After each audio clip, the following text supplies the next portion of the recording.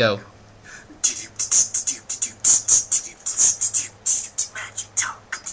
Oh my god, no. We don't use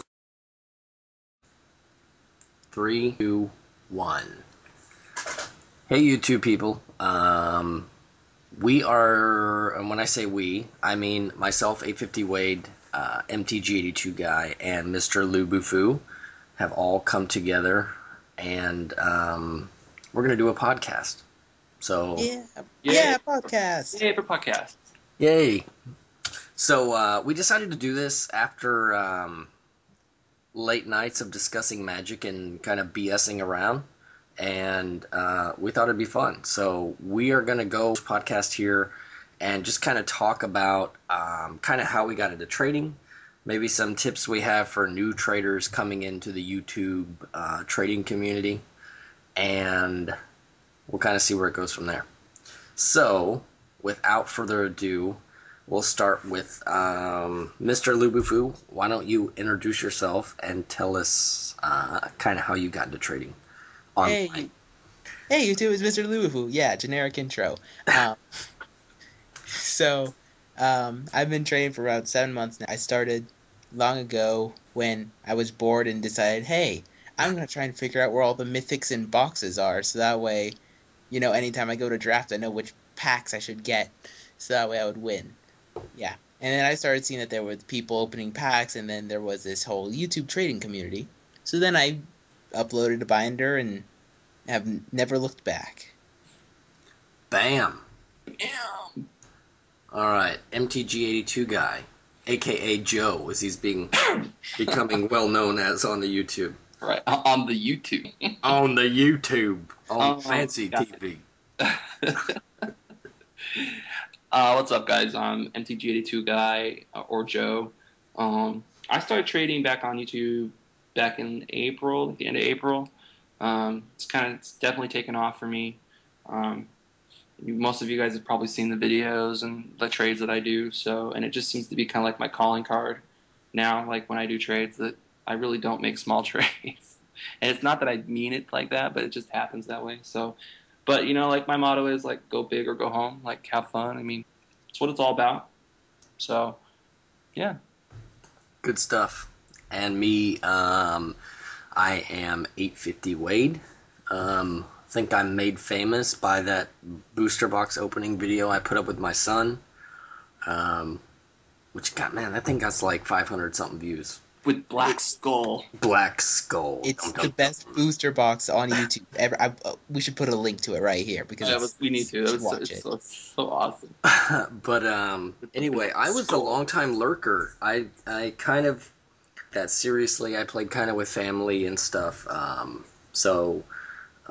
mean, I had a bunch of cards and things, but I didn't know there was like a whole online trading thing. So I don't even know how long I've been doing it. Maybe a month and a half or so. Seriously, and you've gotten pretty big. Yeah, it exploded really quick. So, but that's kind of my story. Just kind of got into it, and then kind of got obsessed with the trading in general, more so as much as I am the game. So it's like better than buying a booster pack. I know it's almost like I was telling someone the other day. It's almost like a stock market to me, like it's facts and figures and running numbers, and it's like. I mean, it's almost like a second job. If I was this good in the stock market, I'd be a millionaire. Maybe, if I put this effort into it, but not going to happen. So anyway, since we all kind of had our start in online trading, what are some tips you guys might have for people who are like lurking around, maybe deciding to make a trade binder, or are just kind of getting into the trading scene? What are some common mistakes you see new traders make, or things you can kind of throw out there to make them better traders from the get-go? I mean, the first thing that I see is people being too hesitant. Like, what you have to do is you go out and you have to put a little bit of effort and say, I want to trade. Make a trade binder. Just go for it. You never know where it'll go. And my theory is, if you have someone you've been following for a while and someone you want to trade with, go after them. You never know. And that trading with the people that you really like from the beginning are sometimes the best trades. Yeah, I agree. I think I think in the beginning you get intimidated to trade with people. You're like, man, they have a lot of good stuff, and I have nothing in comparison. But um, I can always find something in someone's binder that I could use or trade for. You know, Right. I think Joe's the same way. He's always willing to kind of, um, and sometimes too that goes into more of the stipulation thing for me, where sometimes cards you might not think are good, I might speculate on and think, oh, well, later on that might be good, a couple months down the road, and I might trade for it just based on that fact. I might trade for it because, I'm, lots of different reasons to trade for stuff. So, in general, don't be afraid to approach people. Now, you can't be silly. That goes hand. You can't be like, hey, I'm going to trade you my smallpox for your Phyrexian Obliterator. Cool? Like, it's, that kind of stuff is silly, but yeah, don't be afraid to trade. I think I'd trade any day. Yeah, As long yeah. If I was on the smallpox end, I'd do it. I'd do it twice a day if I could. Oh. Oh man, it is like late at night. We're punchy, and that's what makes us fun. Exactly. So We just need a call-in line now. People can call in. Caller. We're taking your magic questions tonight live. All right, so on the topic of new traders, what are some probably like the biggest mistakes you see with trade binder videos? Oh, that they're blurry, or they go way too fast. So And the just glare, and the glare. Yes. yeah, I mean, like everyone, normally people suffer from either glare or something like that, which is why I found that the easiest way is, unless you have like a 5,000 page binder, just say the names of the rares. Yes. That's my opinion. It's simple, or at least go really slowly. Be sure it's in focus, and be sure that they can clearly see what they have. Yeah. If you mispronounce a card or something, it's not like we care. We know what it is. But if you're just skimming past pictures, it's like, yeah, sometimes it's impossible. You miss out on a lot of good trades that way, I think. I think also something would be not to put cards that you're emotionally attached to in your binder, if they're especially not for trade, just because. Yeah. I mean, I think everybody wants to secretly dreams of that great trade guy that comes along and trades you $400 two commons or whatever. But really, on a outlet like YouTube, or on the internet in general, where people are kind of have access to pricing guides and stuff, that's really not going to happen. So, yeah, I totally agree with that. If you're emotionally attached, the chances of me wanting just to trade you up for something are pretty slim to none. And you never want to over trade a card just based on your own personal feelings, because nobody's going to do it. Yeah. The other person kind of feels like crap when you say that, or when you try to do that to somebody. Yeah. It's just. Yeah, you see it all the time. Like, they go through their binder and they stop on one and they point to it and they say, this might be for trade, but Depends on what my offer. Yeah, I'm going to do something really good for this. Like, I don't mind saying that I won't trade for cards unless they're on my wants list, but it never at any point would I think that it just means that those cards aren't going to leave the binder unless you have something on my wants list. Yeah. But I'm never going to make a card worth more than what it's worth. Right. Yeah. Yeah, because that can get shady sometimes. Yeah, especially I've had people try to trade me based on speculation of things, and it's like, I don't care if you think the card's going to jump up to $10 in the next week. I'm not trading you based on for what it might do. Right. It's based on what it is right now. Yeah. Current value. It's a 99-cent card now, and if you want to trade it, that's what we'll trade it for. But exactly. Yeah, that's I think another mistake that maybe not a mistake. Maybe these are just blunders that we've learned from. Yes. Yeah. That's the better word. We'll keep it positive. I think another one is your binder. Try to organize it just a little bit, like by color. Yes. Rare color's the best. Like by by far, like, just we don't care the order of the colors, Yeah. Right. but if you can go like blue, white, green, black, orange, if you have orange cards, but multicolored and artifacts and lands, really easy because some of us are looking specifically for colors. Exactly. Yeah. And I think too, the more organization you put into it from the get-go, the better, because you'll notice as you get more trades and more trades, sometimes, I know for me, I've had 5 or 6 or 7 trades going at once, and it's really easy to lose cards or lose sight of what you've had, which no comment on scrambling and trying to make up for cards I've traded twice to people and been like, oh crap. Track of the trades. And that happens, or you start thinking like, oh yeah, I'll trade you that, and then you're like, oh crap, I traded that 2 weeks ago. Yeah. So always stay relevant, I think. I think also the other thing I want to point out here is like, I mean, unless you have most binders I see are not like the pre-made binders, like they're Ultra Pro ones. They're usually just like a binder with the sleeves in it. I mean, like if you have multiples of cards, like put them out. Don't just stack them all in one. And then, I mean, it just A, it's not good for the cards, and B, it's easier if you can just see how many cards of one card that person has. You skim through it. Yeah. I agree totally. And So standard too, even if you want to go standard, standard stuff and older stuff. Yeah. Because it's like if you got it mixed in, then it's really hard for me to kind of, because I can look through someone's binder and maybe 40 seconds skim through and tell you what I want. Unless your video is like 18 minutes long, then we got problems. That's another thing. Keep your videos a manageable length. Yes. Like no one wants to see, like, unless you have again the huge binder and you have to go through it nice and slow. Yeah. Be quiet, Joe. I didn't mean Unless you have that, no one wants to see like a 20-minute trade binder or a 15-minute trade confirmation video or stuff like that. Like keep it short, keep it fun, keep it entertaining. Like no one wants to sit and watch like 15 minutes of you examining every fold on the envelope sort of thing. Yeah, or taking it out and if you say it's foil, I believe you. You don't have to take 10 minutes taking it out of the binder and try to like shimmering it into the light. I get it. It's foil. We understand.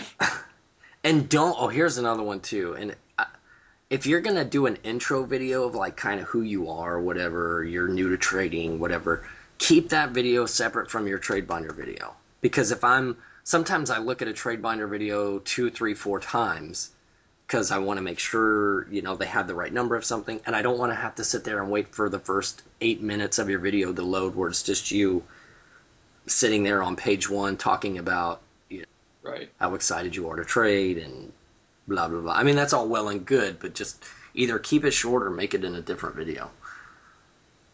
So that's my tips, really. I mean, other than that, another one, which this kind of gets, I guess it's on the topic of blunders that new people make, is find the right person to do your first couple of trades with.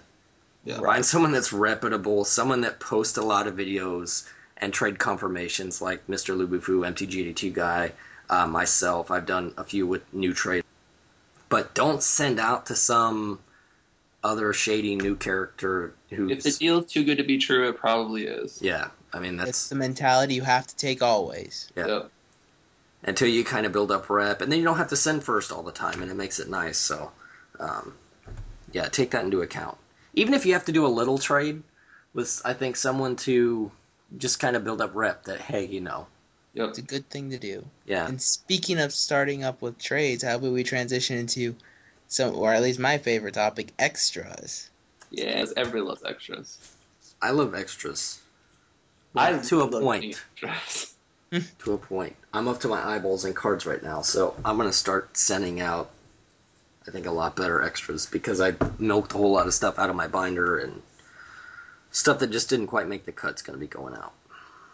Essentially, extras are, I believe Joe said it nicely in our first take of this. YouTube people get some background. You want to go ahead and say your quote that really stuck? They're just extras. That's what they are. Like, so it doesn't really matter what you send because, like, as far as the trade goes, you trade for those certain cards, and extras are just extras. Like, you don't have to send extras. Not everybody doesn't expect extras. Do we do it? Yes, we send extras, but it's not something that you have to do, and it's not something you need to be worried about. Like, oh my God, they're gonna, say I gave really crappy extras in the video. Nobody's gonna say that. Yeah. They're extras. And that's just what they are. And LuBuFu, like he said last night too, don't milk your binder out sending extras. Like, appreciate it, but I mean, if you have 10 good cards to trade, don't send me 4 of them as extras, because then you're really hurting up a creek. You know what I mean? You might see some videos where you see like us, especially Joe and I, where we goof around and we start like escalating the extras. That's because we're on a different level. For the new people, just send a few things. It doesn't have to be huge. It's more like see, look, I'm into the YouTube thing, and then it kind of says, look, I want to trade with this guy again. He cared about me, signed extras. Another one that's really big. This is easy. Send a signed land. Yes. Yeah. I don't get enough of those. I mean, for me, go ahead. No, you. Well, I personally, once I do a trade with a person like 2 or 3 times, I won't send the land anymore. Just because I would rather drop off extra in that card slot than a land. But usually the first couple of trades, I definitely send lands. And it's, I like receiving them too. Yeah, I think it's kind of like a business card. You're like, oh yeah, I remember this guy. I keep him in my binder just kind of as mementos of trades past. And I've had people played the signed land I've sent them in a deck, and then they beat me with it. And that's a feeling you can only feel when you signed land. And the other thing is, I think that's cool is you will notice, like, if you put them in your binder and you go, like, a lot of people trade at card shops when you go to F&Ms and stuff, and they'll see those cards, and I get asked all the time, like, what are those? Like, why do you have them? And, like, they don't even know about the YouTube community about trading. And I explain it to them, and they're like, really? And they'll come and check it out and stuff. So it's just another way you can also be like, yo, check it out on YouTube. Here's my channel. Check me out. You know what I mean? Yeah. And that's just another trader we can add to the community. Yeah, I agree with that too, especially because I don't get to go to F&M because of my work. But when I did get to go to the M12 release, and me and Gabe played in a tournament, and yeah, it was the same thing. I traded with one of the guys at the table. The only trade binder I saw sitting out, and yeah, I had all the signed land. He's like, what the hell is all this? I'm like, those are extra rares, buddy. It's amazing how many people don't know. Like, they don't understand. And I think it's just cool, like, because I think people notice, like, when you first start trading, you'll notice there is a community of, I don't know, of people that you start to recognize their name, and then it's so much nicer when you have this couple of handfuls of people that you don't have to worry about screwing you out of cards, and it's no problem to be like, oh yeah, I'll send tomorrow and you send tomorrow, and the cards get there about the same time. I mean, to me that's great. When you jump on Skype with people, that's when the trading thing really gets fun. Like, at first it's kind of nerve-wracking because you don't know. You're nervous. Yeah, you're nervous. You're sending cards out to someone just blindly for the first time, so but I will say that, and we sort of touched on this last night about larger trades. Like, if you feel the trade is worth it, please track it. Please insure it. It doesn't cost that much more to do so. Yeah, it's like $1.50 or something silly.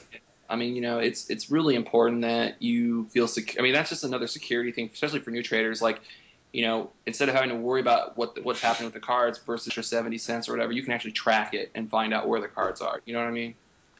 Yeah, and if it's expensive, you feel free to do insurance too. That way, if something comes up, you have, even if you think something shady's happened, if it's been insured, the post office will investigate it and be more apt to carry out, whatever they have to do if the person's lying to you about receiving it, because they have records of all that. And if, it ends up lost or stolen, you just get your money back. Exactly. Yep.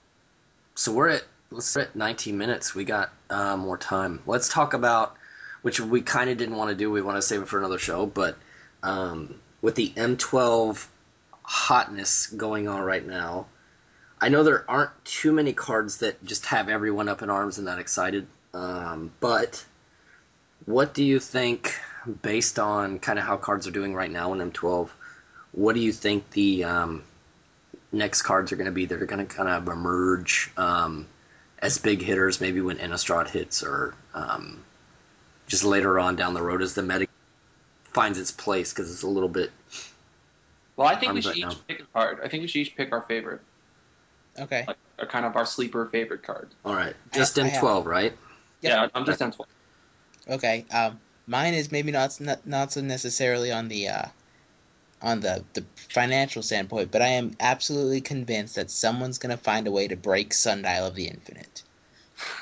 I think that there is something out there. I have been trying and trying and trying because there's got to be something where it's like, boom, end my turn. Something awesome.